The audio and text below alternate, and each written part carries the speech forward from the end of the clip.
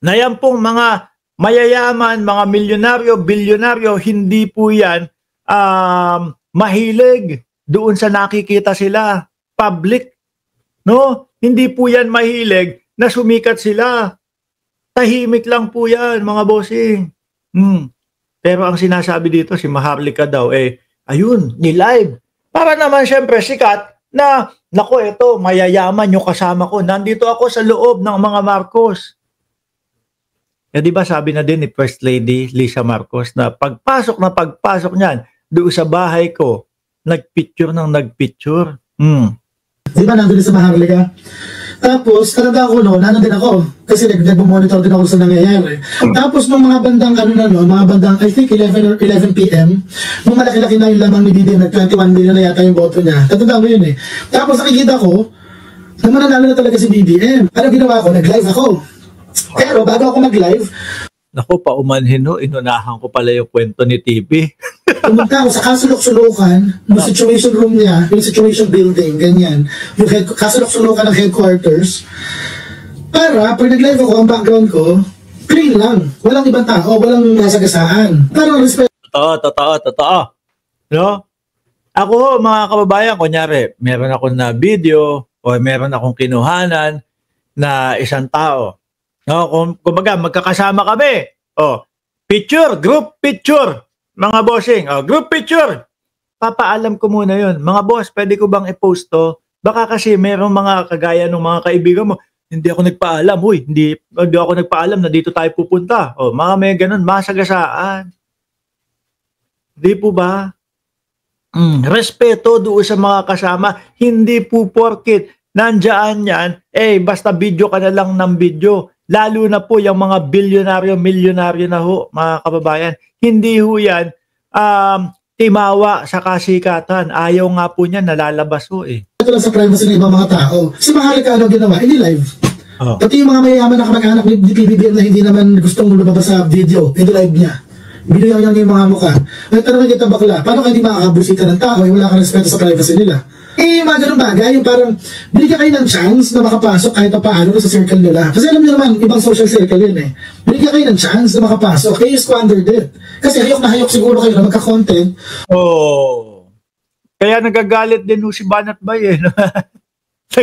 Nagagalit yung mga DDS doon kay Maharlika, mga bossing eh. Yung mga kampe kay Alpotera, ng tinapang Alpotera yan. Yung mga kampe kay Alpotera, nagagalit kay Maharlika. Bakit mo pa nilabas? Yung mga syuta. Ayan, nalaman tuloy ng Bayang Pilipinas. 13 ang syuta ng dating Pangulo. Kaya po, para medyo umukay-okay. Kasi sa Pilipinas, hindi naman po, hindi naman po normal eh. Yung 13 ang syuta. 13 ang syota. Mga kababayan, hindi normal sa atin yun. Kaya, para magmukha na lang, okay lang yan. No, kagat na lang po. Biruin mo, ginawa pa nila katatawanan. Away-away na magsusyota. Yan. Nagkaroon pala tayo talaga ng presidente na hindi marunong rumespeto sa kababaihan. O yabang na yabang kayo na nandun, dinilive ninyo. Hindi po ganun. Yung mga Marcos nga, 2017 ko pakilala. Sino nakaalam na close ako sa kanila? Kailan lang? Kasi hindi ako ganun. Hindi ako yung makasama sa mayaman, pipicture na ako sa mayaman, kasi post ko na. Kasi pa yun. Hindi ganun. Kailangan makasama kayo ng konti. Wala, chip ka pala, Maharlika eh.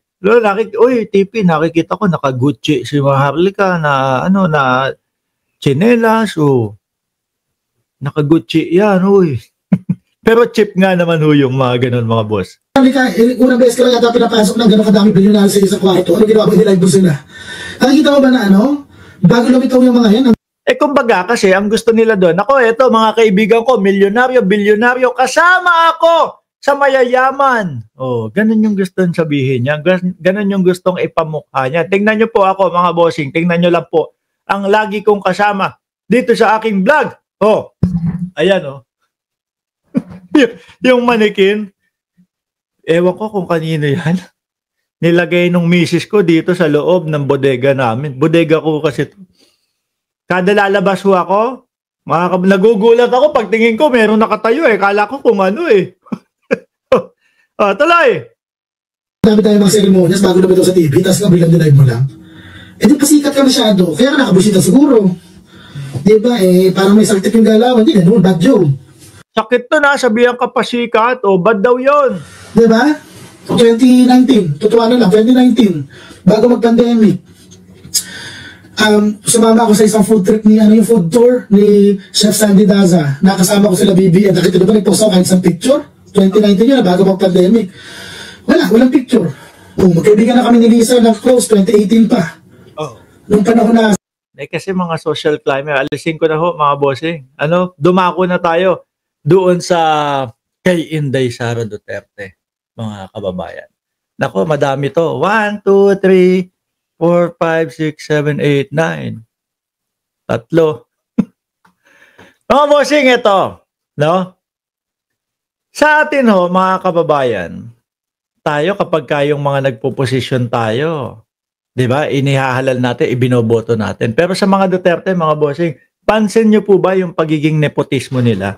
Yung tipo bang gagamitin nila yung mga kapangyarihan nila, gagamitin nila na sila ay nakaupo, gagamitin nila na ako ay presidente, mag-a-appoint ako ng mga kamag-anak ko.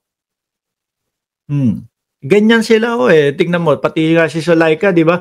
Ito matagal na hutong nabalita, bumalik lang po mga bossing. No? Naalala ko lang po, no? Sabi, kaya di maiwan ni BP Sara, si Zulaika, matagal nang magkasintahan, sabi po ni Montulfo. Siguro po, ayan ang dahilan na magkasintahan sila, kaya nai-appoint si Lopez doon sa OBP, no?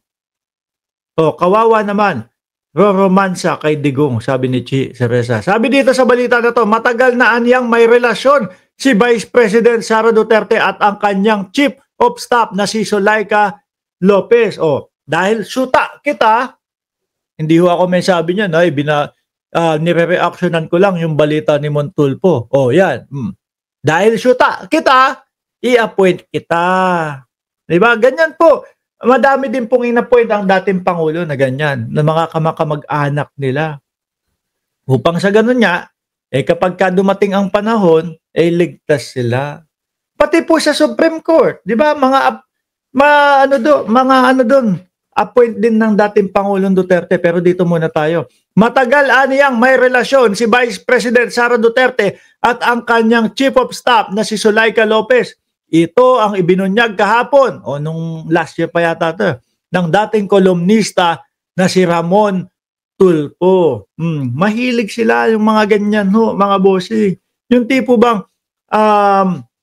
dapat yung mga halal ng bayan o yung dapat yung karapat dapat para doon sa posisyon. Hindi, kamag-anak ko, kaibigan ko at kung sino man na magiging loyal sa akin ang lalagay ko diyan. Kahit na hindi marunong yan ang ilalagay ko diyan. Mahilig ho silang ganyan mga kababayan. Okay, ito ang sagot ni Sara. Sara at Zulaika ay matagal na magkasintahan, sabi dito. Di ba ninyo nahalata, Sara? Is a dyke or lesbian, tomboy or AC/DC siya. Pwede sa lalaki, pwede sa babae. Siya ay bisexual. Kasi nga naman mga bossing, kung sakali na magkaroon ng problema, madali nilang malalapitan. Kung sakali na may kailangan sila, madali nilang malalapitan, mga bossing.